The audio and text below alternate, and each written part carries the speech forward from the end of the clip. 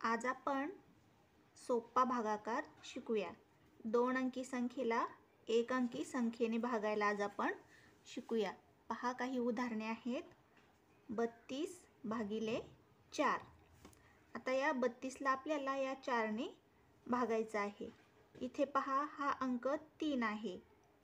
3 हा अंक 4 पेक्षा छोटा आहे, म्हणून आपण 3 आणि 2 या दोन्ही अंकांचा विचार करणार। ही संख्या 3 आणि 2 मिळून किती झाली? 32। तर आपण 4चा पाढा 32 येईपर्यंत मोजणार। मोजा 4चा पाढा 32 येईपर्यंत। 4 एक 4, 4 दुने 8, 4 त्रिक 12, 4 चौक 16, 4 पंचे 20, 4 सहा 24, 4 सत्ता 28, 4 आठे 32। 4 आठे 32 होतात, म्हणून आपण 8 इथे लिहिणार। 4 आठे 32, 32 इथे लिहिणार आणि मग हे 32 आपण वरच्या 32 मधून वजा करणार। 2तून 2 गेला 0, 3तून 3 गेले 0। पहा इथं आपला भागाकार आला 8 आणि बाकी उरली 0। आपलं पुढचं उदाहरण आहे 35 भागिले 5। इथे पण 3 हा अंक 5 पेक्षा छोटा आहे, म्हणून आपण पूर्ण 35 या संख्येचा विचार करणार।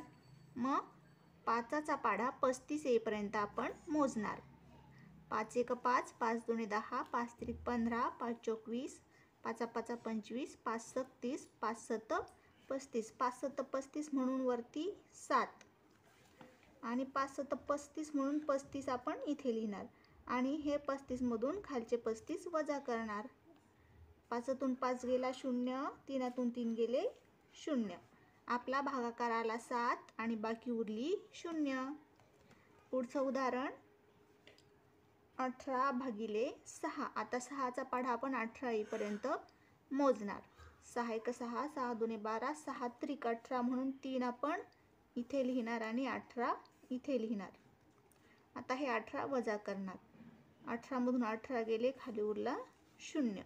भागाकार आला 3, बाकी उरली 0। पुढचं आणखी एक उदाहरण 54 भागिले 9। 9चा पाढा 54 येईपर्यंत मोजायचा आहे। 9 एक 9, 9 दुने 18, 9 त्रिक 27, 9 चौक 36, 9 पाचे 45, 9 सक 54। 9 सक 54 म्हणून 6 इथे लिहिले आणि इथे लिहिले 54। 54 मधून 54 गेले, खाली उरला 0। आपला भागाकार आला 6, बाकी उरली 0।